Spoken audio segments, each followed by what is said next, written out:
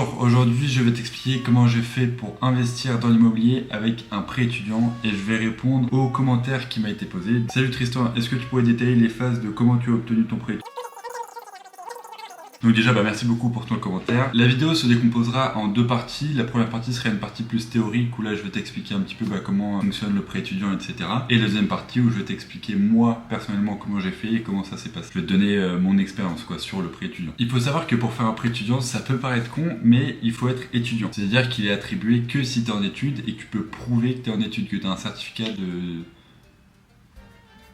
un certificat de scolarité, un certificat étudiant qui atteste que tu es en études en ce moment. Les conditions du coup pour obtenir un prêt étudiant sont les suivantes. Il faut avoir entre 18 et 25 ans, il faut du coup être étudiant et pouvoir le prouver. Et la troisième condition, c'est d'avoir un garant. Donc ça peut être tes parents, ça peut être tes grands-parents, ça peut être des amis, enfin bref, ça peut être n'importe qui tant que tu as un garant. Ça peut même être l'État, mais il faut savoir que l'État s'engage sur un prêt étudiant en étant garant jusqu'à 15 000 euros. Donc voilà, ça c'est la petite subtilité qu'il y a à savoir, c'est que l'État peut être garant de ton prêt étudiant seulement jusqu'à 15 000 euros. Lors de ton entretien à la banque, il y a quelques pièces à fournir, là c'est très simple. Il faut du coup ta carte étudiant, une pièce d'identité ou ton passeport, une attestation d'hébergement si tu habites chez tes parents, ou alors un justificatif de domicile, genre une facture de téléphone, une facture EDF, peu importe, quelque chose qui prouve bien que tu habites à ton domicile. Et la dernière chose, c'est un relevé bancaire. Un relevé bancaire, pourquoi? C'est pour voir si tu gères bien ton argent, si tu es tout le temps dans le rouge, ça va être plus compliqué, ou alors au contraire si tu as mis en place des choses qui te permettent de bien gérer ton argent, etc.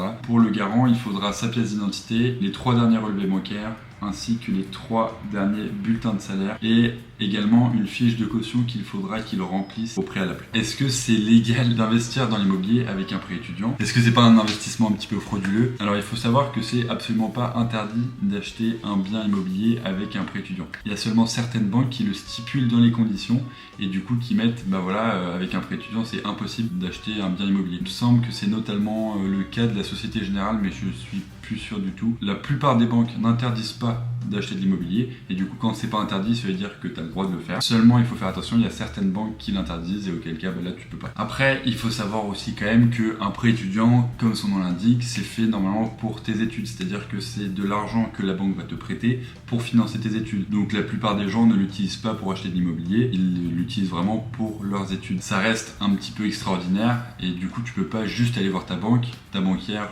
en lui disant coucou, je veux un prêt étudiant pour acheter une maison. Là je pense que juste elle rigolera et elle te dira non, c'est mort, tu vois, ce qui est normal parce qu'un prêt étudiant sert à financer tes études. Si tu veux acheter une maison avec un prêt étudiant, il faut surtout pas que tu dises à ta banque que tu vas acheter une maison parce que tu as 18 ans ou 20 ans ou peu importe, t'es très jeune, la banque va pas te faire confiance en fait parce que c'est un projet un petit peu ambitieux et la plupart des banques, leur but c'est de gagner de l'argent et d'être sûr d'être remboursé. Donc il faut surtout pas que tu dises que tu utilises ce prêt étudiant pour acheter une maison. Quand est-ce que tu rembourses tes mensualités, quel est le taux, etc. Donc il faut savoir que le taux des prêts étudiants, alors moi quand je l'avais fait, ils étaient en dessous d'1%. Aujourd'hui je sais pas. Ça reste quand même très intéressant niveau taux, c'est-à-dire aux alentours des 1%. Enfin moi en tout cas quand je l'avais fait, je crois que j'étais à 0,8 ou 0,9% d'intérêt. Et du coup c'est extrêmement intéressant pour ça parce que c'est des taux comparés à un prêt immobilier où tu es aux alentours des 2%.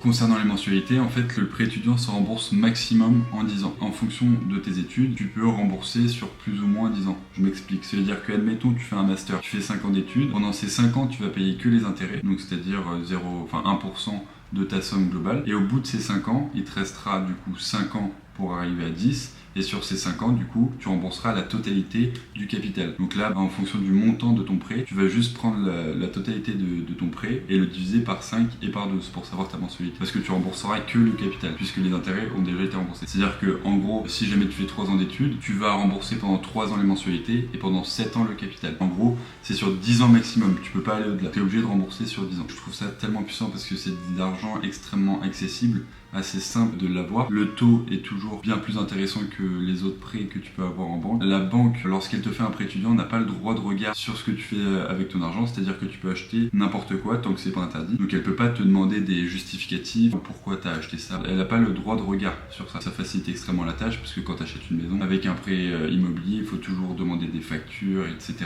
pour débloquer l'argent. Là non, tu as juste l'argent sur ton compte, la banque n'a pas le droit de regarder ce que tu fais avec. En fait, tu es hyper libre. Et maintenant, je vais t'expliquer comment ça s'est passé pour moi personnellement. Il faut savoir que j'ai fait mon prêt étudiant étudiant pendant la période du Covid. Et du coup, tout était fermé, c'est-à-dire que les banques étaient fermées, enfin voilà, tu connais, hein, tout était fermé. Dans un premier temps, en fait, j'ai tout simplement appelé ma banquière, voilà, je lui ai dit bonjour, coucou, ça va?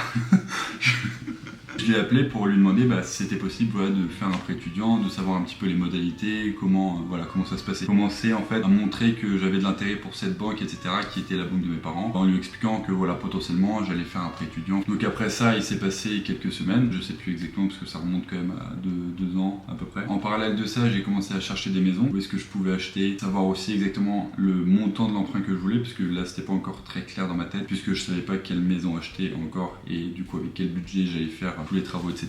Et en parallèle également, donc de la recherche de maison, de l'appel avec la banquière, j'ai commencé à trouver des arguments pour débloquer des fonds qui, je savais, allaient être aux alentours de 40, 50, 60 000 euros, en argumentant le fait que je fais des études gratuites. Donc je suis à la fac, c'est-à-dire que ça coûte genre 300 euros par an. Donc je peux pas demander 50 000 euros juste en disant c'est pour mes études. Elle va me regarder, elle va me faire t'as besoin de 300 euros par an, pourquoi 50 000? Après avoir fait tous ces petits arguments, après avoir en parallèle cherché des maisons, etc., j'avais beaucoup plus l'idée de combien je voulais emprunter. J'avais fait aussi des calculs pour savoir combien de mensualités j'avais remboursé si jamais ça ne se passait pas comme prévu. Et du coup, j'ai tablé sur 50 000 euros. Ça me permettait de au moins ne pas être trop dans la merde si jamais ça ne fonctionnait pas à la maison. Et en même temps, ça me permettait d'acheter une maison et de pouvoir faire les travaux. Tout ça passe dans un budget assez serré. J'ai préparé mes arguments, voilà, je savais que maintenant je voulais emprunter 50 000 euros. Donc là, hop, j'ai repris mon téléphone, je l'ai rappelé, je lui ai fait bonjour madame, machin, j'étais Tristan.